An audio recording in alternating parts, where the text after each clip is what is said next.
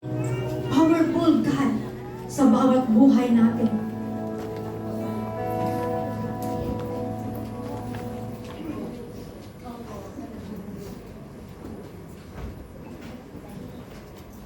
Amen. Hallelujah, Lord God. Kumusta ba yung puso natin? Amen. Masaya ba? Amen. Amen. Parang busy doon sa kusina ah.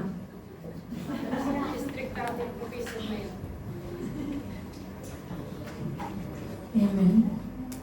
Parang sulaw. Sulawan ako sa ilaw. Masilaw po, masilaw. Maano yung ilaw daw. Nasisilaw bright. Amen. Nasa langit ka na kasi. Praise the Lord.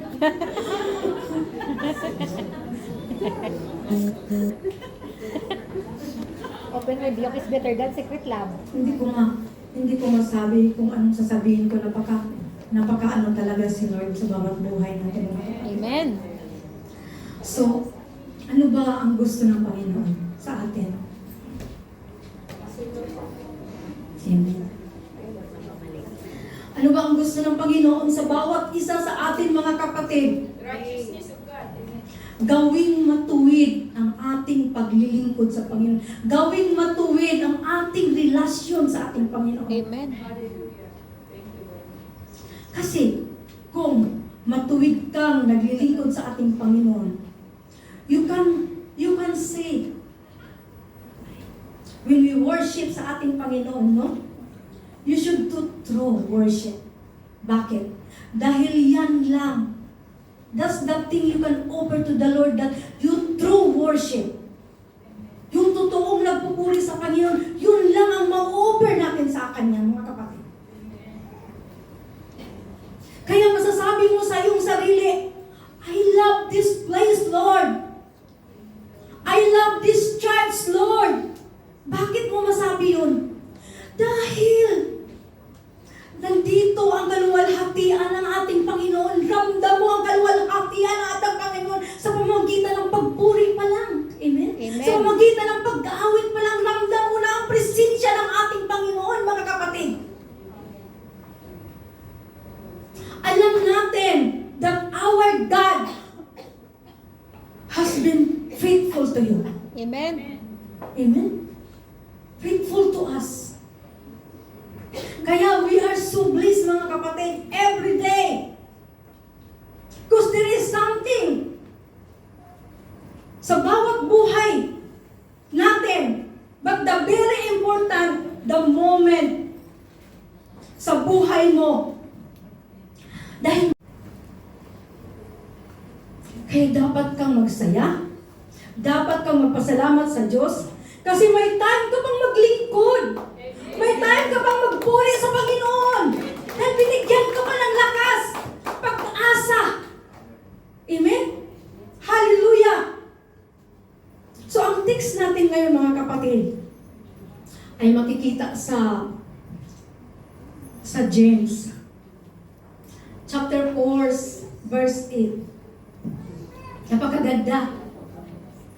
Napakaganda nito. Wala pa na-i-post. James chapter 4, verse 8. Napabasa sa Angie. Sa James. Parang nalamunan ko.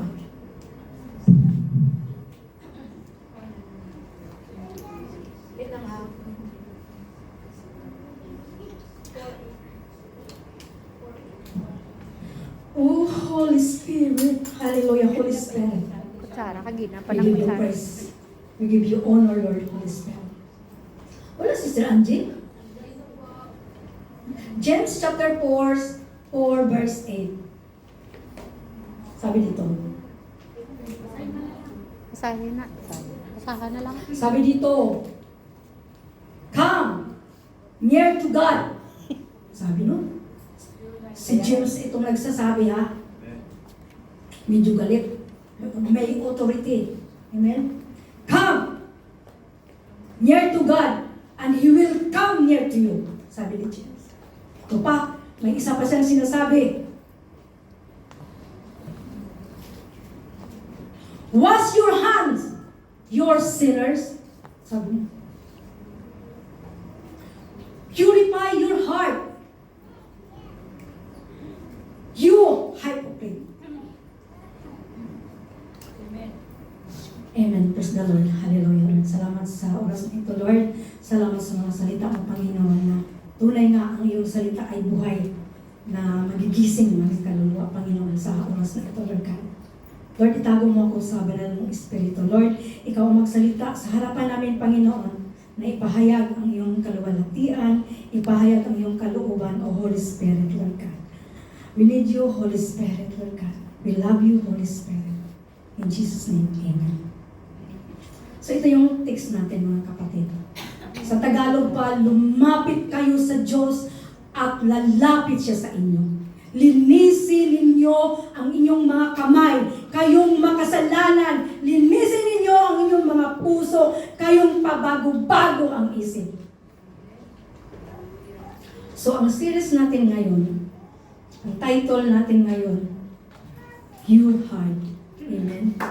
Pure Heart. Hallelujah.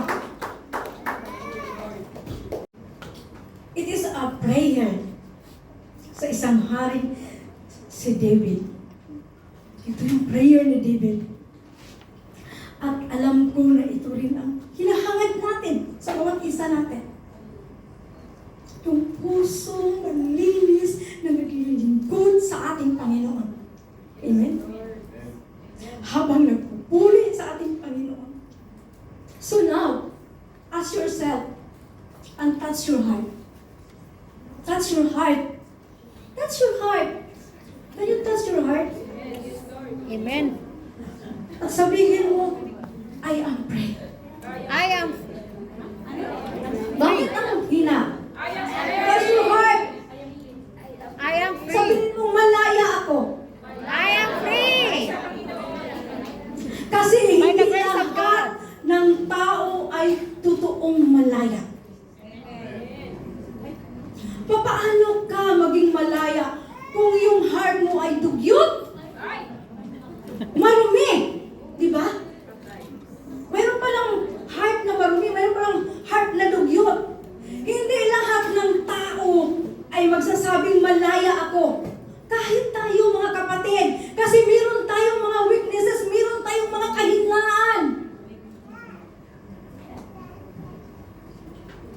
At hindi lahat ng tao ay magsasabing, busog pa ako. Pagayain mo siyang, kain na tayo, ayaw ko, busog pa ako. Pero yung tiyan gumagalaw, gutom pala. Pero ayaw sabihin, di ba? Busog pa ako. Pero gutom pala siya. So there's a lot of things in your life na you want to really to be pray, mga kapatid. Di ba? Ano ba talaga ang gawin? Ano ba talaga ang gawin para maging malaya? Alisin mo na? Anong mga bagay na alisin sa buhay mo? Isusuko mo na? Ano ang isusuko mo? Saan ka sususuko? Sa Panginoon? Anong klaseng mga bagay na dapat mo isuko sa ating Panginoon? Sa police station. Bitiwan mo na yung mga bagay na nagpabigat, yung mga anit-anit ba na tanggalin na. Yung mga anit-anit. Amen? Dapat nang tanggalin. Amen? Paano ka maging malaya? I hope, no, that we keep coming sa church na hindi masayang yung effort mo, mga kapatid. Nang pagpunta natin dito sa church, na huwag mong sabihin na sa pag-uwi mo na parang wala lang. Amen? Kasi, napilitan ka lang magsimba. Amen? Kasi nga, boring ka, wala kang magagawa, kaya ka nagsimba. So, pag-uwi mo, walang nangyayari sa buhay mo. Wala. Amen? So, you're so blessed today because you are here in the church. Amen? Amen. Praise the Lord. God allow you to listen the word, to take the authority. Amen? Ina-allow ni Lord sa bawat isa sa atin, sa oras na ito, mga kapatid, to experience His glory, para maranasan mo ang presensya ng Panginoon. Sino ba nakaranas ng presensya ng Panginoon? Panginoon ngayon. Amen. Habang umaawit. Amen. Kung andoon ka lang sa Carrefour, sa Imoy, naranasan mo ba ang presensya ng Panginoon? No, hindi mo maranasan. The amazing presence, yung presensya ng Panginoon, maranasan mo. The amazing love from your God, mga kapatid. Kaya huwag mong hayaang matapos ang isang taon na marami kang nasayang sa buhay mo. Kaya nga sabi sa text natin, come near to God and I will come near to you. Sabi ni Lord. Na yung totoong malaya ka na, yung totoong nakalaya ka na doon. Sa anong mga bagay, ikaw lang ang nakakaalam. Sa totoo lang. One day, mga kapatid, masasabi mo talaga itong salita na ito na, I am free talaga. Ang salita eh. So did you remember sa isang taong nakulong dahil sa kasalanan? Amen? Wala namang makulong kung wala kang kasalanan. Diba? So itong taong nakulong. So can you imagine mga kapatid, sa isang lugar kasi nakulong sa hindi sa malaya. Pagpalagay na lang natin nandun siya sa madilim na lugar. Amen? Nung nakalaya na siya, siguro ang saya niya, no? Saya niya. Ang pakiramdam niya, ang saya kasi nakalaya na siya eh. At siguro, ang pasasalamat niya sa Panginoon. Grabe dahil dumating ang panahon na kalaya na siya. Wala na siya doon sa madilim na lugar kung saan siya dati, mga kapatid. Balikan natin ang text natin sa James 4 verse 8. Sabi doon, come near to God and He will come near to you. Wash your hands, you sinners. Bakit sinasabi ito? Did you remember nung pandemic? Lahat ng mga tao, lahat ng mga lugar naapektuhan doon sa pandemic. Lahat ng mga tao may dala-dalang alcohol. Amen? Kahit tayo. Kahit hanggang ngayon, mayroon tayong dala-dalang hand sanitizer. Mayroon tayong dalang alcohol panghugas ng kamay para ma-maintain ang kalinisan sa iyong kamay. You sinners. So dala yung pandemic. Natandaan yung pandemic. Kasi hand sanitizer, nandun yung 99% na talagang malinis kapag mag-ano ka doon. Kasi dati nga nung pandemic, kasi kung humipo ka lang na hindi mo sure na malinis ba yon, so kukuha ka kaagad ng kukunin mo kaagad yung yung alcohol mo at maghugas to maintain clean your hands. 99% malinis yung kamay mo.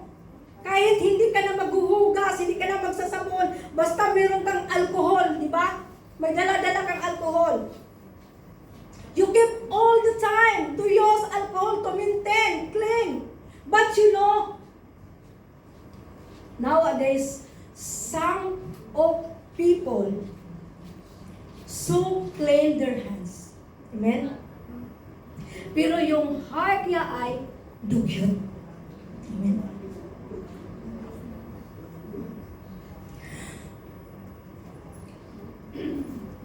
Agoy, parang ayaw, diba?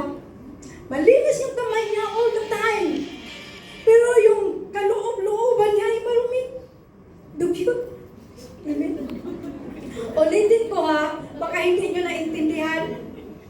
Some people, malinis ang kanyang kamay, pero ang kanyang heart ay marumi. Wash your hands, you sinners, sabi ni James. Purify your heart. You maintain your hands clean to use alcohol, but your heart ay dugyot.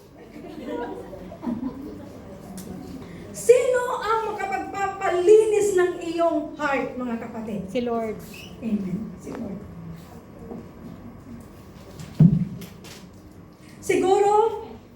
Siguro kung may bintang alcohol para sa heart, di ba? Sa pharmacy na pwedeng mabili natin para sa heart. Maraming bibili. Siguro Magnegosyo tayo ng magnegosyo tayo ng alcohol. Pero exclusive lang sa GMI Church. Tayo lang ang magbibinta, amen? Imagine mo, heart sanitizer, siguro ang mga tao pipila. Lalo na yung mga makasalanan, yung marumi ang heart. At free delivery pa yon kung may mag-order. Amen? You know, what we are to do about concern. Our outward sanitation, right? But what can do this outward sanitation doing inwardly, mga kapatid? Napaka-opposite, di ba? Pinamanatiling malinis yung hands mo, pero yung heart mo ay marumi. Sabi, purify your heart. You're double-minded. Grabe, ang linis. Keep doing sanitize. Pero sa loob, dito sa loob, ay makasalanan. Halos lahat ng germ pumapasok sa loob. Wala nang germ sa labas. Kasi grabe nang mag-spray. Sus, maya-maya, parang vacuum ba? Sinisip-sip ang lahat ng germ at pumapasok lahat sa puso. How to wash your heart? How to purify your heart? Kung available lang itong alcohol sa pharmacy, mga kapatid, kung binibinta lang sana ito, kung pwede lang sanang mabili, ito. Pero wala hindi mo mabili ito. Kasi, time to time tayo pwedeng magkaroon ng kasalanan. Time to time tayo magkaroon ng dumi sa ating heart, mga kapatid. Kaya sabi ni James sa chapter 4, verse 8, with authority come near to God and He will come near to you. Ganun lang kadali, mga kapatid. Kasimple lang ang hiniling ng ating Panginoon. Lapit ka lang sa Panginoon. But some of people say it, Lord, ang layo ko na sa iyo. O talaga ba? Malayo si Lord sa iyo? O ikaw ang malayo sa Lord? Lord, ang layo mo na sa akin, Lord. O ikaw ang malayo sa Panginoon? Ramdam mo ba? Lumalayo ka na ba sa Panginoon? But ang sabi doon, come near to me. Amen. Solution lang pala. If you come near to Him, He will come near to you. Kasi nga sabi pa dito ni James sabi pa ni James dito sa verse 8, sabi niya, wash your hands. You're double-minded. Double-minded. You know, sometimes we're talking about, marami ding nagpapahayag na nagpipreach about the undivided heart. Kasi meron kahit matagal ka na naglilingkod sa Panginoon. Paano? Kapag double-minded ka, what happened to you? Impure. Paano? Anong mangyayari pag ikaw ay double-minded tapos naglilingkod ka sa ating Panginoon? Paano kasi that time you're doubting, mga kapatid? Amen? That time you don't believe. Amen? That time you question from your heart, you question. Dumating sa ating buhay na nagtatanong ka sa sarili mo, Lord, bakit? Why? Hindi ko siya gusto. Ayaw ko sa kanya mag-praise, Lord. Kasi pag yung heart mo na mayroong dumi, yung heart mo ay hindi na tama, wala na sa ayos yung heart mo kasi tinatamaan na kasi. Amen? Tinatamaan na ng dumi yung heart mo kaya wala na, hindi na tama yung heart mo. Wala na sa ayos yung heart mo. Kaya naging double-minded ka na, mga kapatid. Kasi pag may narinig against you, ayaw mong tanggapin. Ayaw mong tanggapin at hindi mo maintindihan kasi yung heart mo ay hindi na nga tama. Kaya hindi mo maunawaan, hindi mo maintindihan kasi yung puso mo na wala na sa ayos. Amen? No matter how much you try, nag-try ka, lahat, ginawa mo na, yung mga eksperimento mo, para ka rin nagpapayat ba? Amen? Para ka rin nagpapayat. Ginawa mo na ang lahat para lumiit yung tiyan mo. Nag-push up ka na. Amen? Pag kinabukasan, sumakit yung katawan mo, ayaw mo na kasi masakit yung katawan mo. Gusto mong mag-diet, pero pag may birthday, kinabukasan, nako, sabi ayoko kumain ng karning baboy, pero pag may litson, bukas na lang ako mag-diet. So, ganun mga kapatid. Kasi napakasarap yung litson, lalo na pa yung mainit. Amen? Ganon ang ating mga problema. You cannot control. You cannot control. Dapat ang ating i-diet ay yung heart natin, mga kapatid. So there is a lot of things that we can do to make things right sa buhay natin, mga kapatid. But sometimes maramdaman mo, it's hard. Nahihirapan ako, Lord. Maramdaman niyo ba? Minsan nahihirapan kayo. Kung pwede lang sana na purifying heart, it's just easy, as usual, cleansing our hands. Siguro maya-maya kang naghugas ng iyong heart. As easy to wash, para you can feel clean. Amen? But hindi pwede. Kung pwede lang sana na sa pagligo mo, mahuhulog yung dumi sa puso mo. Amen? Kung pwede lang sana sa pagligo mo, mawala na yung dumi sa heart mo. Kaya lang hindi pwede. Sino ba sa atin dito na gustong magkaroon palagi ng heart na malinis? Sino ba sa atin dito magkaroon palagi ng heart na malinis? The question, at hindi ito para sa katabi mo, para ito sa atin, para ito sa iyo mga kapatid. So how's your heart now? How's your heart? How's your heart, baby? Good. How's your heart, darling? Good. May sugat ba? Broken heart ka ba? Pag may sugat yung heart mo, nako, masakit, di ba?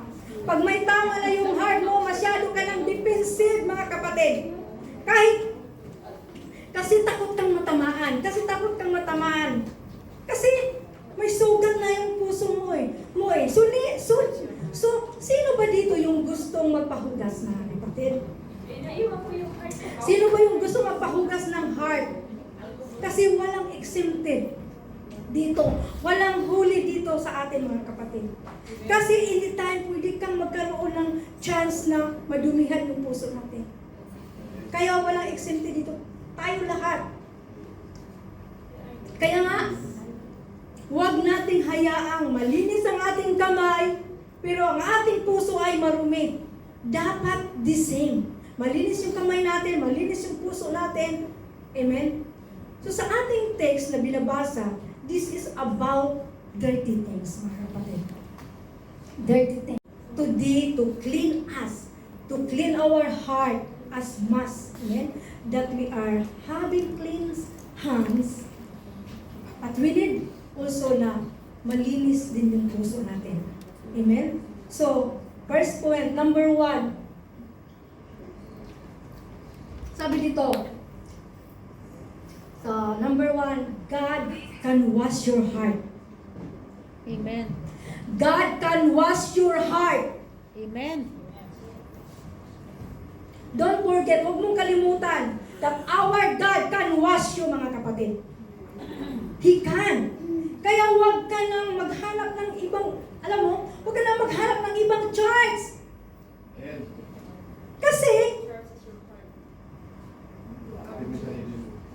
kahit saan ka lilipat, aalis ako dito sa church, lilipat na ako doon sa ibang church, kasi nakakatakot sila dito mag-friends, puro patama, matatamaan ka talaga, pero puro patama ba ang nila, nakakatakot, lilipat na ako doon sa ibang church.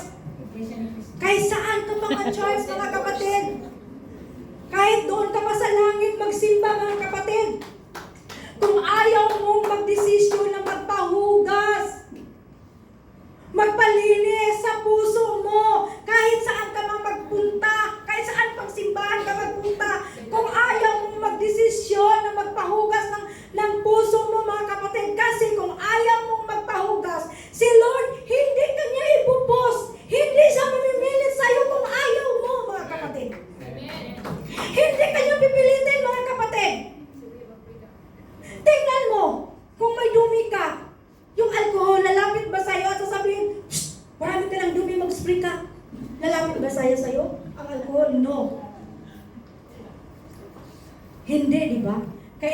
kailangan mo pa siyang pigain para lalabas. Kailangan mo pa siyang iho para lalabas. Saya ka na. Ilonggahan na ba na? So, wala no? Wala. Hindi mo na i-try na pinipilit ka ng alcohol. Kailangan pang inumin, o diba? Hindi mo, alam nyo, hindi mo ma-experience ang washing and forgiveness kung ayaw mong mag-repent. Amen. Hindi si Lord mamimilit sa'yo. Tandaan mo yan, mga kapatid. Hindi Kanya pipilitin. Lalo na kung enjoy na enjoy ka pa doon sa karumihan. Amen? At hindi mo pa ma-let go. Kahit magkaisa pa ang lahat ng mga elders sa CGMI, you don't care, mga kapatid. You don't care. Ini-ignore mo. Amen? Ini-ignore. Kasi nga, enjoy ka pa sa kasalanan. Gusto mo pang mag-dirty. I got dirty. I got stinky. Gusto mo pa. Kahit lahat.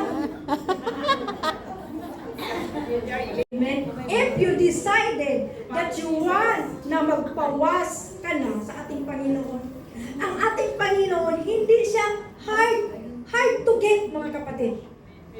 Diyan lang siya. Come here to God. Diyan lang siya. Hindi mo na kailangang i-bake para hugasan ka ni Lord, mga kapatid.